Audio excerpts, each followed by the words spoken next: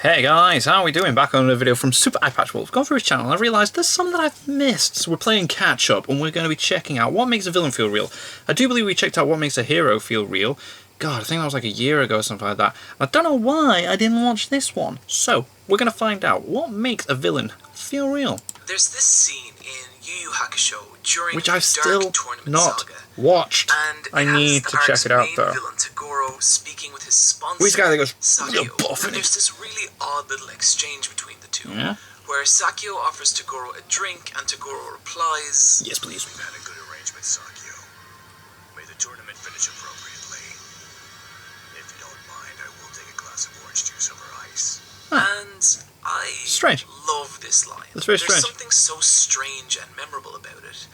It just seems like such an odd inclusion for a character who, up until this point, has been a stone-cold murderer. Yeah, that does seem quite odd, doesn't it? But that stands out, that's cool. A glass of orange juice rather than the assumed alcohol that Sakyo was offering seems nuanced in a way that is not usually afforded to villains in anime. Yeah.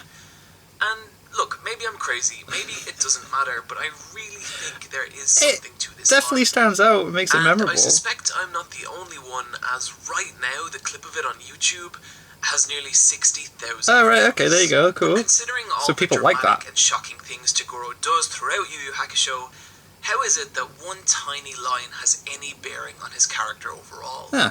Can such a tiny detail really matter?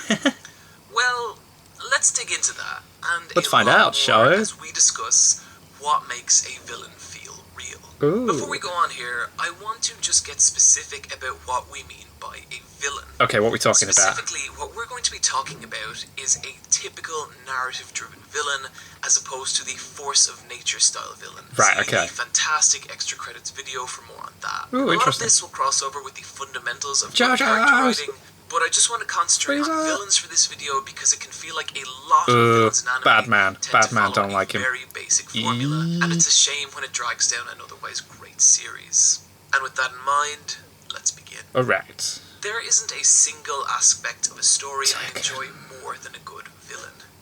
Maybe it's the way they look at society, don't like what I know they it's a see, Street and Fighter try character, to but I change think it. that's from the Tekken Maybe game. it's the insatiable drive so many of them show in pursuing their goals. Maybe it's just the simple chance to live vicariously through them with a level of abandon and disregard no hero could dream of. Ooh. Or maybe it's just the catharsis in watching them eventually fall. Yeah, Whatever watching it is, Orochimaru get I've beat been up is obsessed class. with the ideas of watching bad guys do their thing Ooh, ever since I Sephiroth. saw Scar sing Be Prepared. Oh in my his god, musical yes. number in Be Lion King. Even from a story prepared. point of view, antagonists have such a more interesting role than that of I their love a good heroic bad guy. I counterparts. love a good bad Taking guy. the word antagonist, which loosely translated from its Greek origin means the one who initiates change. Oh, okay. In other words, villains are the ones who set the events of the story in motion. The ones who feel so strongly about something that they're willing to go outside the bounds of society and the law to They'll do create a change or anything to get imbalance it, in the yeah. world. One that can only be corrected by an opposing heroic force.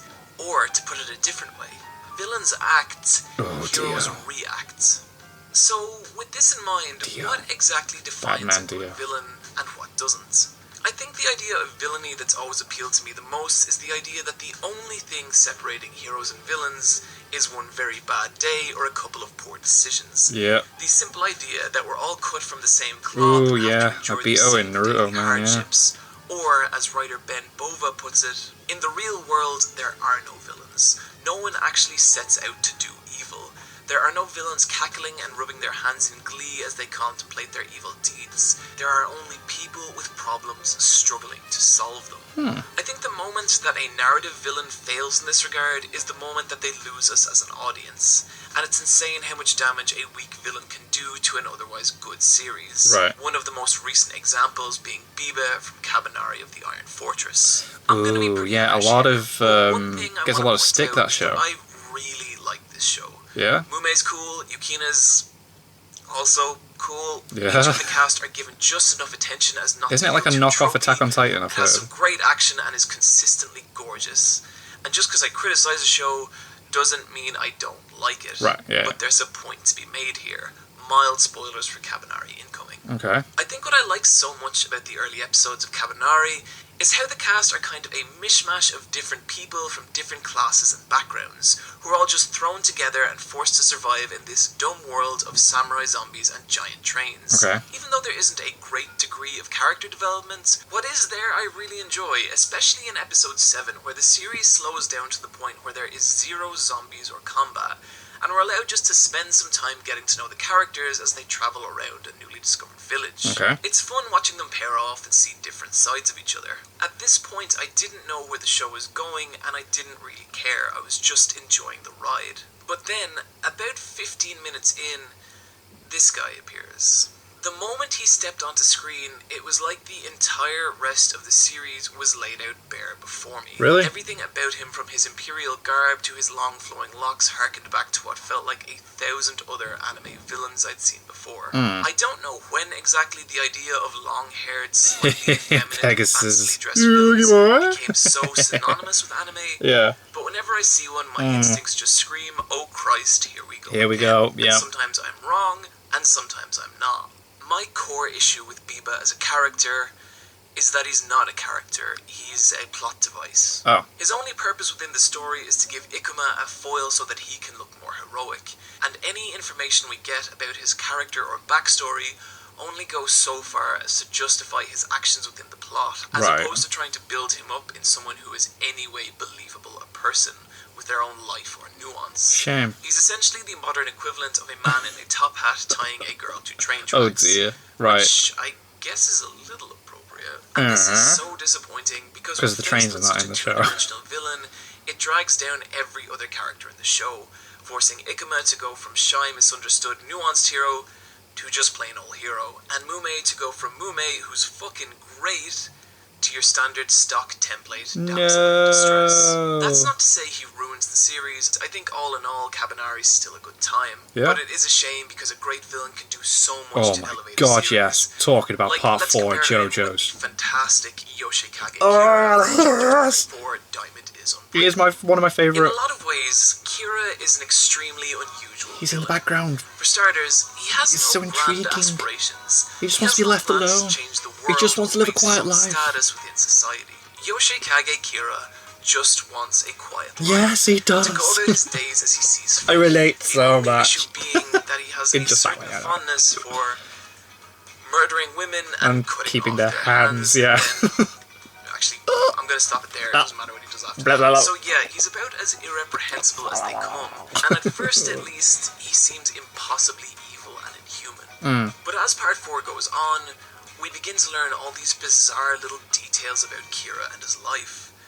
We know his favourite kind of sandwich, chicken katsu on freshly baked bread. We know that he likes a glass of warm milk before Yeah, we bed. learn a lot know that he about likes to him spend as a his lunch person. in the park, and that he gets along well with cats and has a disdain for dogs. And none of these details serve to make him any more He bites his nails when dangerous he's or more of a nervous. threat to our heroes. So why do they matter? Well, these are the little touches that make him feel alive. Yeah, he's real. These are the He's nuances real. that trick our brain into considering him as an actual living, breathing Person. person rather than just a cartoon villain. And without these touches, all you'd have is just another stand user waiting to be defeated by Josuke and the Yep. guys. I mean, he is a violent serial killer, but he's also someone who enjoys a pleasant walk on a sunny day, someone trying to live his life the way he wants, Nice, quiet without judgment, life. scorn, or interference from others. Oh, and so that in weird. itself is something I think everyone can relate to, at least when you take the murder part out. And it's the little details about him as a character that let us view him in this light, and it all comes together to make him feel real and tangible. He's not a speed bump in the plot to overcome, he's an actual character with thoughts, emotions, and drives. This makes him feel compelling in his own right, but also makes him feel like a far less predictable, much more tangible threat to our Yeah, he heroes. is. You and don't know to what he's our going to do next. It's memorial. like, And is also a great example of a villain who is not sympathetic, but is relatable. So, for me, the main aspect separating a villain like Kira and one like Biba is nuance. Kira feels human. Yes, he Biba does. not. And that's what's and working scary. up this side of his character would have probably done a lot to make him feel like a more interesting villain. Like, take even Griffith from Berserk. Biba and Griffith are I arguably still pretty need to watch similar in a lot of Berserk. ways. But one of the things that makes Griffith's later actions so much more shocking is the writing that's been put into him up until this point.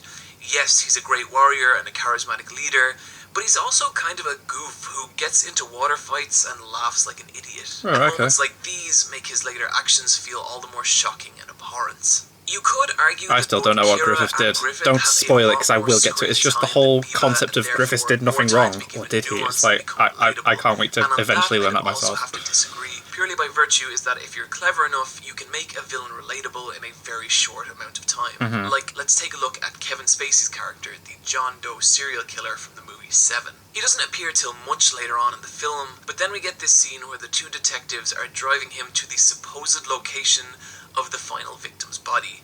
And during the 138 seconds it takes the scene to play out, something kind of incredible happens. And that is, he gets you to this point where it's like you get it. You understand him as a person. Like, you don't agree with him, but the sheer conviction with which he voices his disdain for society is so convincing that just for a moment, it nearly seems to make sense. You see his logic in why he commits the atrocities he does, and understanding him like this is chilling. It makes the scene equally disturbing and memorable, because just for a second, there's a connection between you and him. And this, to me, is the most powerful thing a story can do with a villain. Not make them feel threatening, not make them feel sympathetic, but make them feel relatable. Yeah. I'm gonna link a clip of this scene in the description, but Seven's a great movie, and if you haven't seen it, I got it on DVD somewhere over there. Once you start looking at I started clearing my room and found it's stuff. crazy how cartoonishly insane you can make them, Mr. Freeze! and still have them believable once you It's put so their sad. character in enough His backstory, man. Take Paper Mario and the Thousand Year Door's depiction of Bowser, for example. It actually writes the King of Koopas as a likable and believable person, by highlighting that his constant kidnapping of Princess Peach stems from his own loneliness. Or another great example, Senator Armstrong from Metal Gear Solid Rising Revengeance.